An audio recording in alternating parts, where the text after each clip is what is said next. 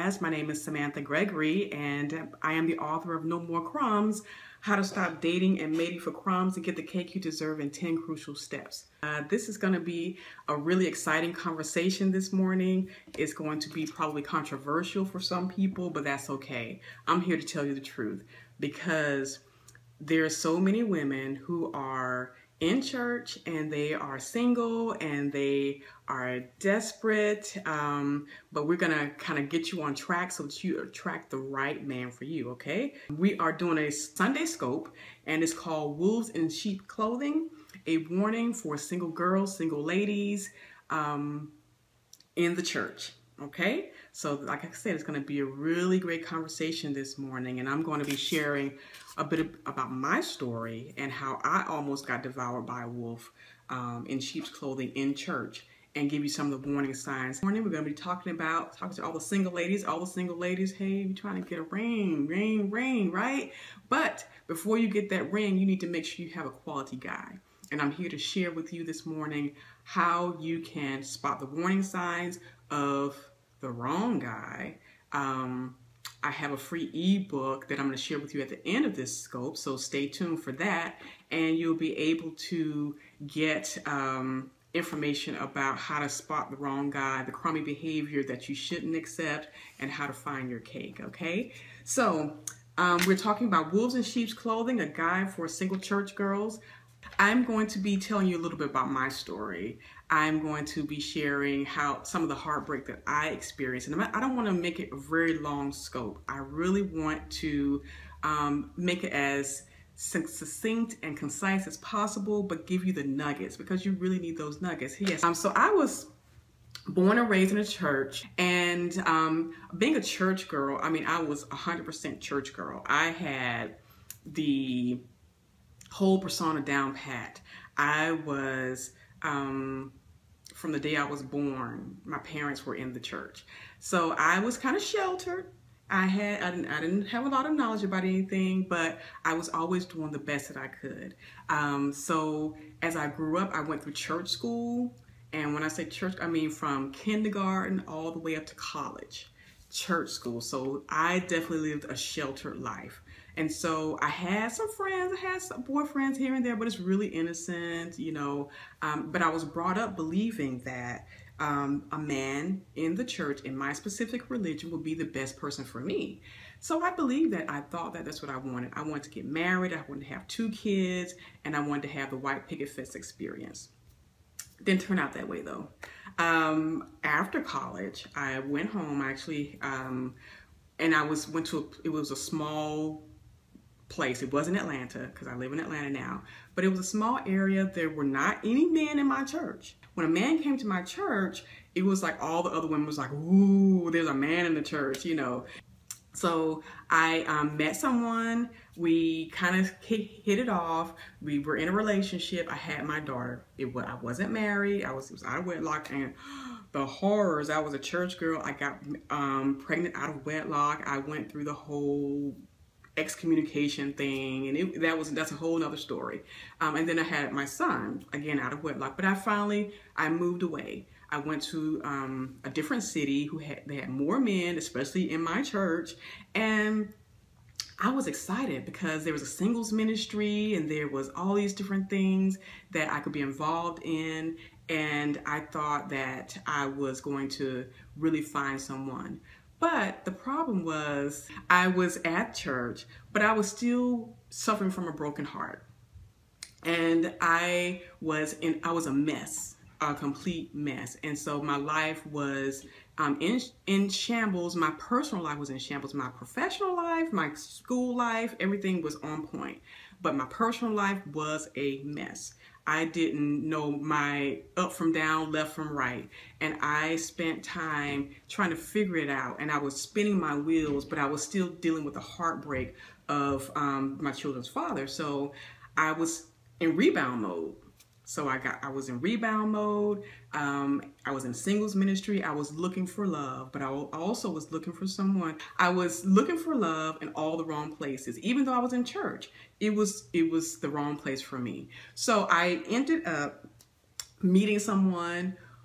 He was Oh, he was so suave, debonair. He was a workman in the church. He was a deacon. He had, you know, everything going for him in my eyes. He was attractive, just the type that I like.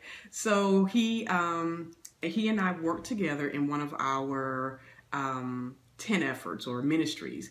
And I made several mistakes with this guy, and I'll tell you about that later, and this would be a part of the warning signs.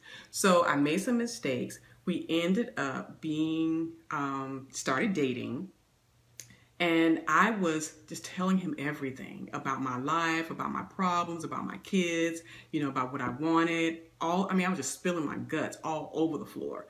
And so he basically, you know, he took all that, and he did a lot to kind of console me, but I was still not in my right mind. And I tell you, at that point in my life, I was not in my right mind. I was completely insane. So this experience for me taught me that, number one, I can't be in a relationship when I'm still getting over another relationship. I cannot tell everybody all my business. That's number two. Number three, I have to be mindful of the people that I have around my children, because that relationship we ended up getting married. It was in 3 months, too early. I didn't know him. And the other thing was, he was very controlling. I didn't know that until afterwards. The day after we got married, things went from heavenly to hell in a handbasket initially. So, and then it just went downhill from there. There was abuse, not just physical abuse, because it was abuse financially, mentally, psychologically, sexually. Things happened with my then 2-year-old son. I did not know what was happening until much later on when I was ready to leave. And again, these are, the day after things went to hell. And so I was like, what have I got myself into? And it was 6 months of hell. I couldn't go any longer than that, because my children, their lives were at stake, and I could not let them stay in that situation and see that and grow up thinking that was normal, because it wasn't. And so even though I was a church girl, even though I heard God hates divorce and divorce is wrong and don't get divorced, I knew I had to, because this was a situation where our lives were at stake, not just from the physical point of view, but from the mental, emotional, physical, psychological, financial point of view, everything. And I could not have my son growing up thinking this was right, this was normal. No way, I couldn't do that. It went from, I now know that this man was basically a sociopath. And it was important for me to save myself and save my children. Too many women in the church think that, oh, I have to stay. I have to be the great wife and be the one who takes care of all of him, the kids, and the church, and what other people think and all that. It's just not right. You can't do that and think you're going to survive. And honestly, God cannot honestly work with you, because your mind will be so bound up with all this turmoil, all this chaos, all the things that will cause you to be distracted. And no, yes, it's not even biblical. You can't stay in an abusive relationship and think it's biblical. But they will have you thinking that this is, your duty. You have to do this. You have to stay in this relationship because you're married and you're a wife and all that stuff. So, but that's not true. You cannot stay in a situation where you are being beat down every single day, emotionally, physically, sexually, financially. You cannot do it. If you love your neighbor as yourself, if you don't have enough love for yourself, you can't truly expect anyone else to love you the way that you deserve to be loved. So what are the warning signs? How do you keep yourself out of this situation? So if you are a woman who's in church, who's kind of sheltered, because the church life is all you know, then you may, and you're still not married, you may have a feeling of desperation. If you feel your clock ticking, oh my gosh, your biological clock is ticking and it's loud, it is stomping on the ground, and you're like, oh my God, I got to get married. Please stop. Don't, just stop. Just breathe, because trust me, If you go into a relationship with that frame of mind, you're going to get yourself in trouble. And you may not be a sociopath like my ex was. He may not be an abuser, but you may just wait. Get yourself together, calm down, and know that if you are trusting and if you are a believer, God is going to bring someone into your life. So, and if you happen to be, church girls tend to be pleasers. We tend to be, we want to make everybody happy. We want to make sure everybody's on point. We want to make sure the community is good. We want to make sure the church is good. We want to make sure all our family is good. We want to God is going to bring you through the fire. He's going to bring you through that work you have to do, and it's hard work, but you have to do it. But here's some of the warning signs that will help keep you out of trouble. No one told me any of this. No one said, hey, Samantha, you need to watch out for this dude. You need to watch it. So here's some things you need to look at. First of all, he looks real good on paper. He may have the right position in church. He may have a great job. He may have all the right friends. He may have gone to the right schools. He may even be a speaker in the church. He may be the Sunday school or Sabbath school leader. He may have, all of the right stats. He looks good on paper. And you think that, okay, wow, he's got all these good things going for him. But you know what? You better hold your horses. Do not just jump in thinking because he looks good on paper that he's good for you. Because something may not be right underneath the hood. He may be a wolf in sheep's clothing. So you want to take care. He dresses to impress. Now, somebody already said he might be gay in church. And, he may be metrosexual. He may have, he clean cut, good looking. Everything is on point. The perfect guy. See, all these movies are out now. The Perfect Guy movie. There's this issue with the Ashley Madison thing where all these married men are going on and they're looking for affairs. This guy may be a married man. He may not be wearing a ring. He may not bring his wife to church. He may be going to a different church. He might be the pastor. So you better be still and know that God is trying to tell you something. So get it together and watch for the signs. He says all the right things. He uses the right church talk. Oh, praise the Lord. Hallelujah. Happy Sunday. Happy Sabbath. All those, the right, saying the right things to you. Oh, sister, you look wonderful. You look fantastic. Girl, you are working those shoes. Yes, these people are wolves in sheep's clothing. Now, that's not to say that all of them are, but you need to be aware of the ones who are Super Bowl, who are saying all the right things to you, all the things you want to hear, and you want to be careful of what you're saying to people. Please, gay, crazy, liar, manipulative, run. Please run. Because, and more than anything, listen to your intuition. If you feel something's not right, trust that. Please trust yourself. People have been quoting forever, the heart is evil, and there's no good in us. But trust me, if God is living in you, there is good in you. So you need to trust and know that God is going to give you the right instincts. He's put it inside of you. Yes, they take advantage of the most vulnerable. If you have just broken up from a relationship from someone you truly love, you are vulnerable. If you've had death in your family and you've lost a loved one, you are vulnerable. If you have lost a job, if you're having financial problems, you are vulnerable. And you must be careful when it comes to the type of man that appears in your life. You need to be aware of that. You need to understand that these people, they are looking, they're watching you, and they're looking to see watch your kids. They love women with children. Yes, I was a woman with 2 children. My son was 2 years old, and my daughter was 5 or 6 years old. 6 years old at the time. They definitely, because they think, oh, you need help, and you're desperate, and you can't get in because nobody. Let me tell you what one guy told me. Oh, you should be happy that I want to date you, I mean, with 2 children and everything, you should be happy. I'm like, excuse me? If you don't get out of my face, you have to be wise as a serpent, harmless as a dove.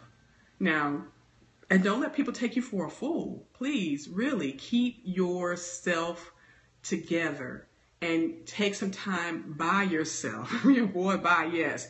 You have to do that. You need to get around a strong support group of knowledgeable women who are where you want to be. You can't always depend on your girlfriends who are in the same boat as you are, because they may not always have the wisdom that you need at the time. So you have to be careful of who you seek wisdom from. You have to be careful of who you are allowing in your space, especially if you're going through a hard time. So after you've seen the warning signs, you see that he, and the last thing, oh my gosh, this I think is one of the biggest keys. He will come up to you and say, you know what, God told me that you're going to be my wife, or I'm going to be your husband. But you haven't got that word.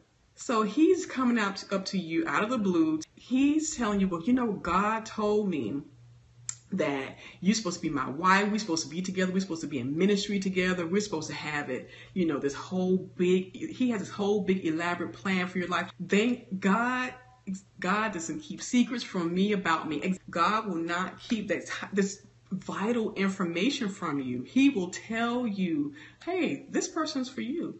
This is the one that you need to be waiting for. And trust me, you don't need to go out trying to find him. He will find you.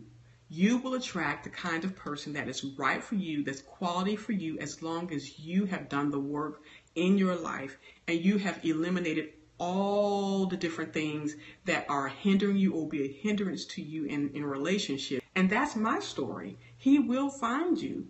I'm now with a wonderful man who pursued me for about 2 years. I didn't want to give him the time of day. I had to vet him. I had to see him. I had to pay attention. And I was not about to be involved in a relationship with someone just because he liked me.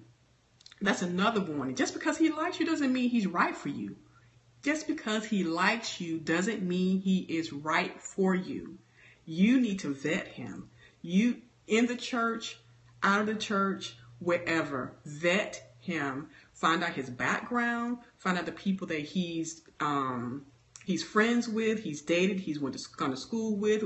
Is he working? Is he, does he have his own home car, his own place? Is he put together? Because guess what? If you're bringing a lot to the table, he needs to be bringing just as much, if not more, to the table. Okay. And this is not just about,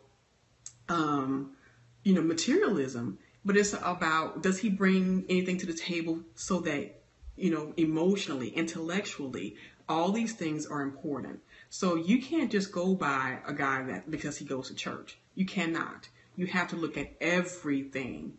Vet him. Be clear about who he is. You need to understand his whole complete identity, a 360 circle of identity. You need to understand that. You need to know if he has a record, if he's ever been in domestic violence situations. You need to listen to what he's saying, because trust me, in the first 3 encounters, he will tell you everything you need to know to determine whether or not you need to be in relationship with him. But you have to be willing to listen. So he will tell you, God told me that you and me, we're going to be together. We're going to be married. Get to stepping. Just get to stepping. Okay. So if you encounter a man that's a wolf in sheep's clothing, here's what you're going to experience. And this is from me. This is what I experienced. You're going to experience someone who's probably lazy. Now, lazy meaning he doesn't want to work, or he's unemployed or underemployed. You don't need that in your life, okay? You don't need an unemployed, because you don't need to be supporting anyone. It's enough to support yourself. And if you have children, you are trying to support your children. So you don't need to be trying to support anybody, okay? He needs to be willing to support you financially. Now people say, oh, well, I have my own money. I don't care. You need to have someone who's willing to support you financially.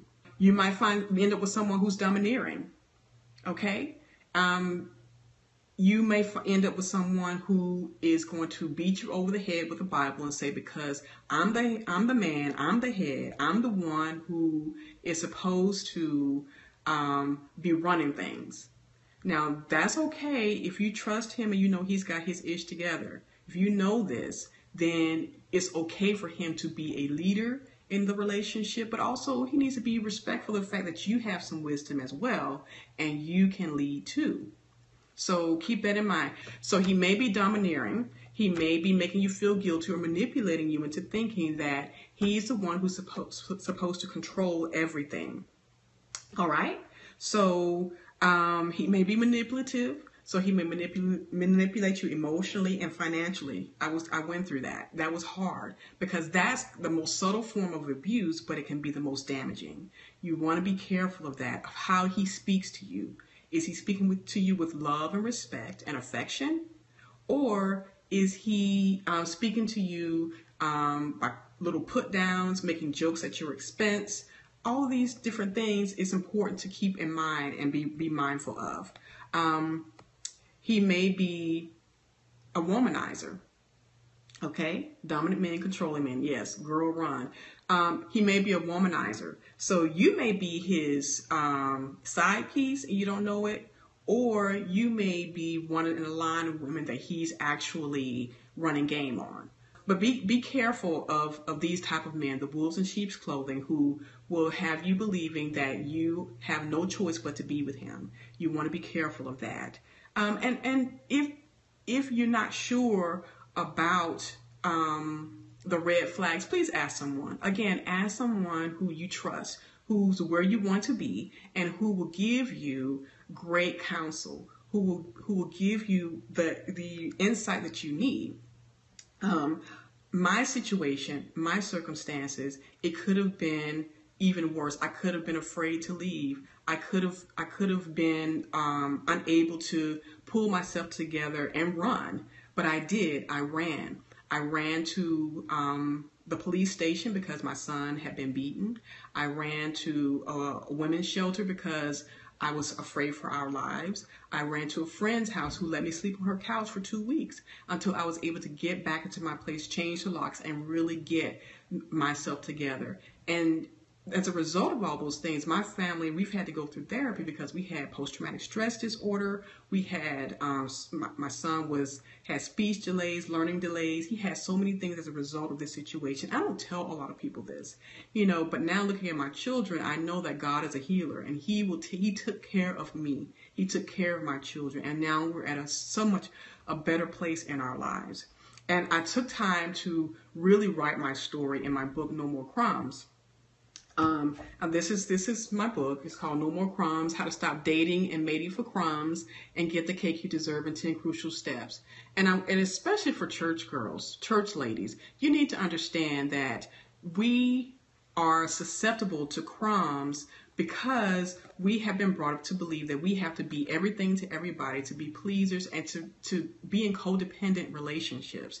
And we don't have to be. And we end up accepting so many crumbs in our lives. It may have been from your family of origin. It may have been from the church. It may have been from past relationships. But you know that you can get so much more from that out of your life. It could be transformed. It could be encouraged.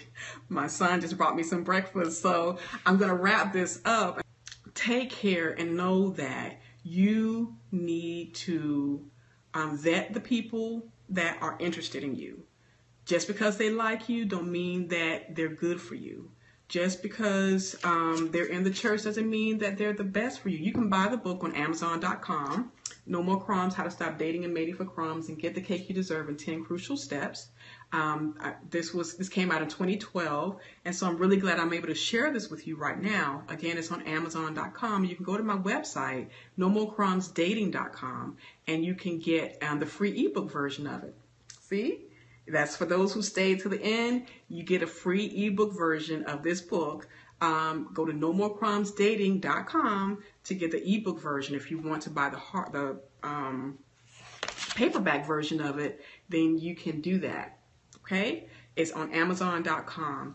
I love the fact that you stayed and that you are willing to look at the truth behind churchmen. Sometimes single churchmen, sometimes they're married, sometimes they're pastors. It doesn't matter. But you need to be sure that you have the wisdom that you need. I also offer coaching for those women who are kind of stuck and can't really get through can't really understand and know, because we're so stuck in patterns that we've been taught through in the church. So definitely, if you want, I offer free 15-minute discovery session. It's available to you. Definitely go to my website, nomorcrumbsdating.com, and go to SamanthaGregory.com, and I definitely can connect with you.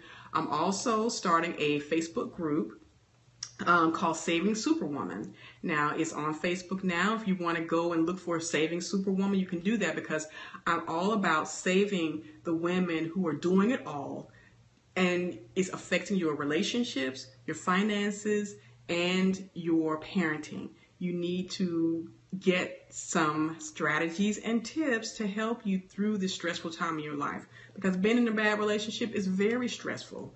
I was so stressed out, and I'll share this in another scope about how it affected my health, how it affected my entire life, and how it's a story, I'm telling you. So I will share that maybe on my next Sunday scope, or a scope throughout the week. So definitely follow me here on Periscope. On Twitter, I'm Samantha Gregory. On Periscope, I'm Samantha Gregory. Look for Samantha Gregory, and trust me, you're going to see this pretty face and smile, okay? So I want to encourage you to just be all that you can be for yourself. You have to take yourself first. Love yourself first before you can get in a healthy relationship. It's so important.